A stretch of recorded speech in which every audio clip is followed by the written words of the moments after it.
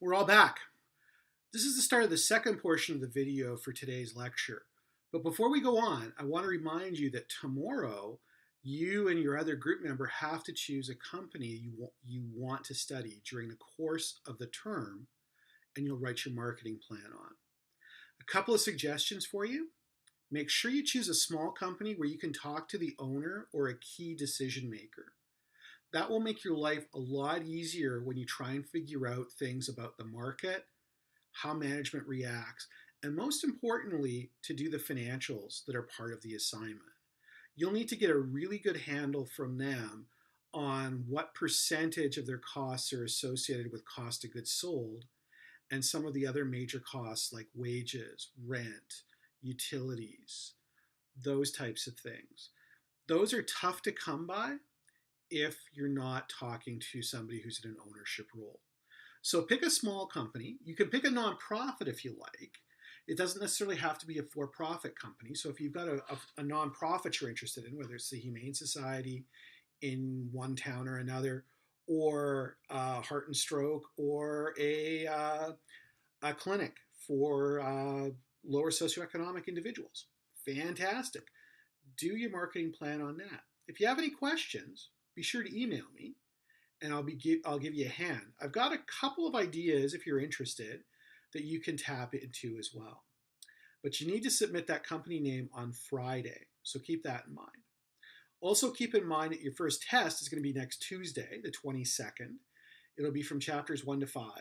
It'll consist of 4 short answer essay style questions. You'll get 75 minutes to do it.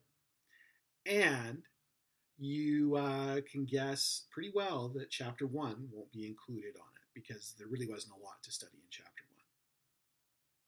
1. All right, let's get back to the topic at hand. We're talking about environments.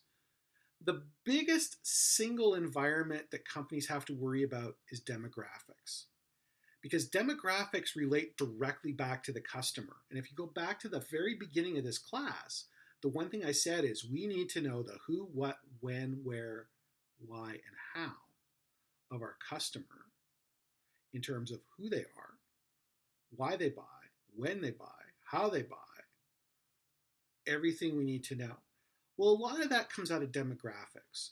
Demographics are things like education level, income level, number of children in the family. They are where you live geographically is a demographic piece. Perhaps the biggest demographic that we've looked at over the years is age, and that's the population. Now, for as long as I can remember, the baby boomers have been driving the economy. But guess what? The baby boomers are retiring now because the baby boomers were born starting in 46, going all the way to 64. Well, they're reaching retirement age. And as I mentioned in the very first video, when you're 65, from a marketing perspective, you're pretty much dead. Okay, we don't really market to you after that because we assume you're not buying a lot post 65.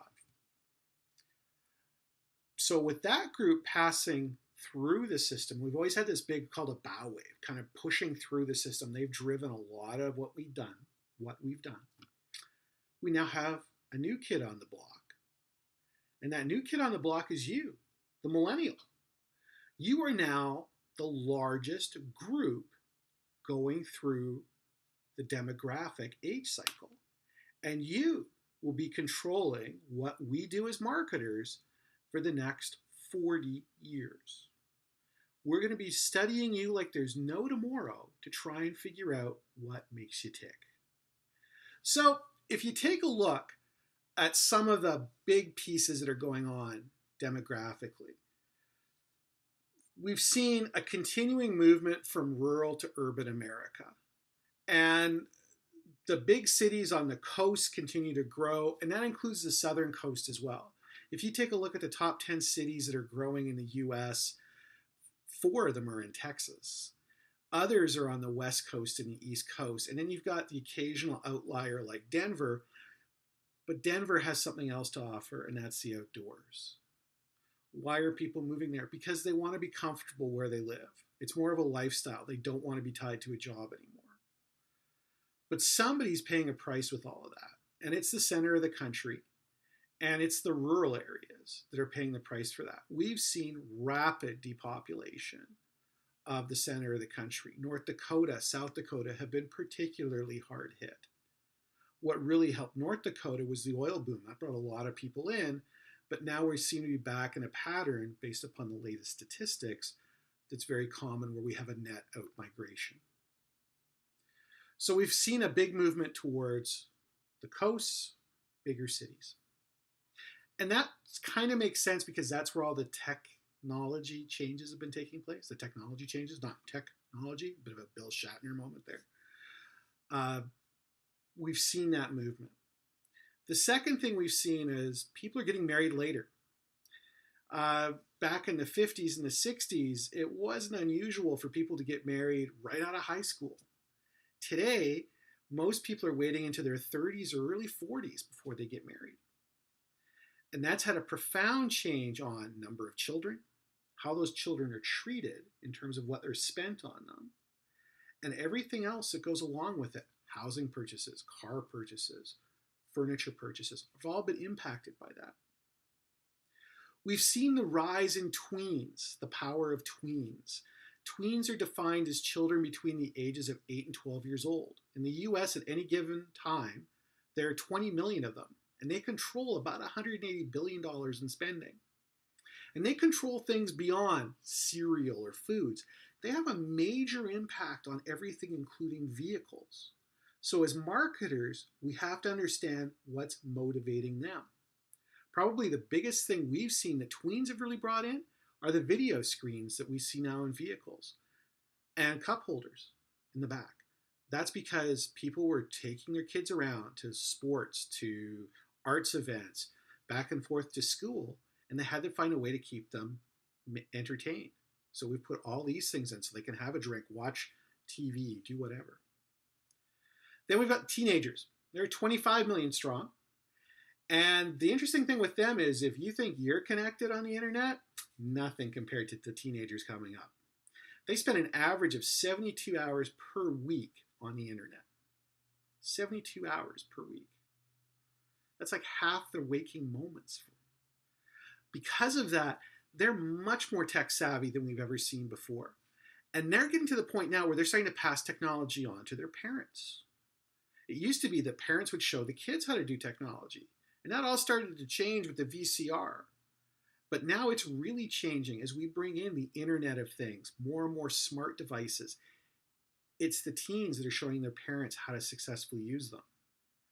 And I'm sure there's some teens out there that are kicking themselves. They showed their parents how Facebook works because it's ruined Facebook for them. And that's why teens and millennials are leaving Facebook in increasing numbers because they don't want to be seen in the same place their parents are.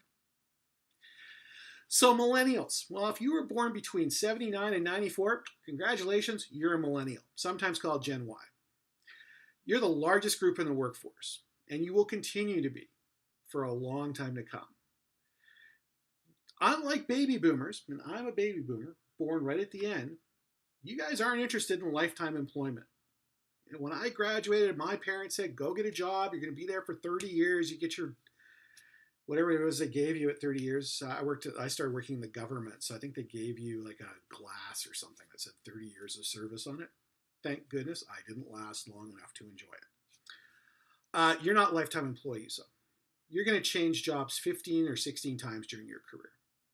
And the reason why is, unlike the model I came up under, where you went to a company and the company taught you everything that they wanted you to know, and they shaped you into the kind of employee they wanted, you're coming into an era where you bring a certain skill set, you sell that to the company for a period of time so they can solve the problem. You learn a little bit more about your skill set, and then you move on to the next job where you can apply your new knowledge. So they're buying your knowledge, not your body anymore. Big change. And they're truly digital. You guys are truly digital consumers.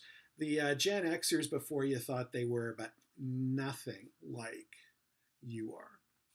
Now, I've got a video for you to watch called Millennials and Why We Hate You, or Why We Hate Them. It's a really interesting look. Now, you'll hear boomers all the time talk about they hate millennials. Well, the reason they hate millennials is you're not like boomers. You're different. Just like the boomers were different from the generation before them. So this conflict between the generations, not new. It just happens to be we have kind of two titans going at it right now. Now, what I'd recommend is hold off watching the video until this segment's over and then take a look at it. Because right now what I want to talk to you about is Gen X. Gen X is kind of the forgotten generation. They're called the Echo generation, the baby bust, whatever you want to call it. They were born in 65, peaked out at 78. They're independent, resilient, and adaptable. They were really the ones who got the whole entrepreneurial craze going because they had to. Baby boomers had all the jobs. If you were a Gen Xer and wanted to do something, you had to go and create it. That's really spilled over to the millennials. They've had a big impact on millennial thinking that way. They've got a high income and a positive outlook in life. That's a big difference. Mainly because they grew up during the height of the Cold War. And they remember when Nina's famous song 99 Red Balloons, and you go on to Google or go on to YouTube and find it, or if you want the original version, whatever 99 is in German, Luftballon, okay, and take a look. That's all about the Cold War and how close we were to nuclear annihilation in the 80s.